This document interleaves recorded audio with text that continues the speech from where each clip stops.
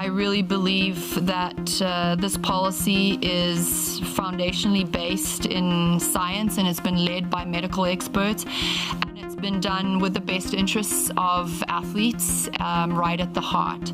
Transgender women have been banned from all female Olympic events, with Olympic chiefs announcing mandatory sex testing under new rules that will take effect during the 2028 Los Angeles Olympics. In a major change, the International Olympic Committee, or IOC, says each athlete must now take a once-in-a-lifetime SRY gene test, stating it will help protect fairness, safety, and integrity in the female category. IOC President Kirsty Coventry said the policy was led by medical experts. The policy that we have announced is based on science, and it has been led by medical experts with the best interests of athletes at its heart. The scientific evidence is very clear. Male chromosomes give performance advantages in sports that rely on strength, power, or endurance. At the Olympic Games, even the smallest margins can be the difference between victory and defeat. So it's absolutely clear that it would not be fair for biological males to compete in the female category.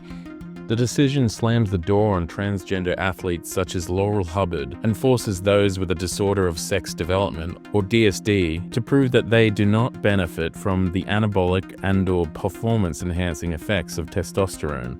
The rule change follows high-profile controversies including boxers Imane Khelif and Lin Yu-ting at the Paris 2024 Olympics. Khelif and Yu-ting both won gold medals despite being disqualified from the 2023 World Championships for allegedly failing gender eligibility tests. The controversy around their eligibility brought about a raging debate about transgender women competing in female sports. But the weightlifting, but no, the girl gets up.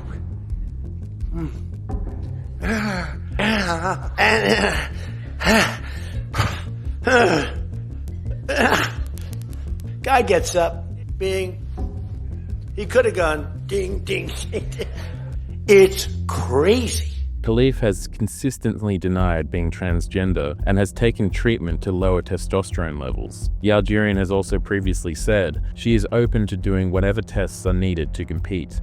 ولدت أنثى وعشت أنثى ودرست أنثى ومارست الرياضة كأنثى. هذا الشيء لا شك فيه. أكيد هنالك أعداء النجاح. أنا أسميهم أعداء النجاح لأنه كل ما يكونش أعداء النجاح تكون طعم الفوز ما يكونش عنده ذوق خاص، ولكن كي يكونوا أعداء النجاح يكون الفوز بذو طعم خاص. شكرا لك.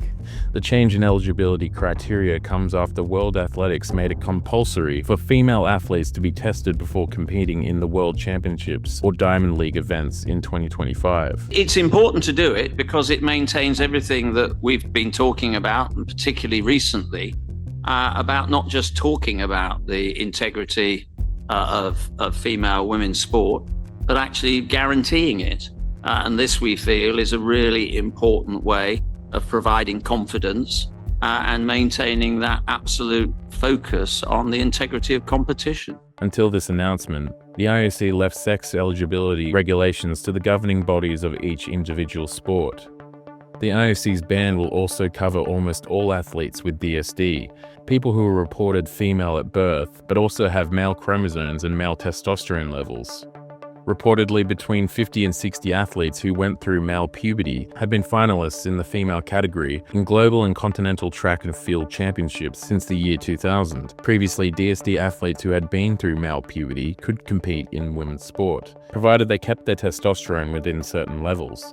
However, now DSD athletes will only be able to compete in the rare case they have complete androgen insensitivity syndrome, or CIAS, which means that they have not gone through male puberty. The IOC used the SRY gene test in the 1980s, yet after several false positives and fears that female athletes were being punished for natural variations in genes, sex verification tests were removed in the 1990s. You're gonna get there. Surely she is. She does.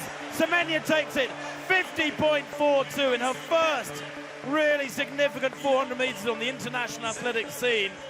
And that a new personal best. Two-time Olympic women's 800-metre champion Caster Semenya, arguably the most well-known case of DSD, with the runner having male XY chromosomes, reacted to the announcement stating, If the IOC had truly listened, if President Coventry had done what evidence-based policy demands, this policy would not exist. It does not smell of science, it smells of stigma. It was not born from care for athletes. It was born from political pressure. As a woman from Africa, I had hoped President Coventry would be different. I had hoped that she would listen to all of us, not just the powerful, not just the comfortable. She had the chance. She failed us. We know that this topic is sensitive, and we hope that you've all seen the policy, and we hope that you can read the policy knowing and understanding that we have taken into consideration all of our stakeholders from around the world, all the multiple views, and been able to put together a policy that we can stand firmly behind, with the emphasis of ensuring that athletes are looked after, that athletes have the ability to compete on a fair and level playing field. And that is what I believe we have done.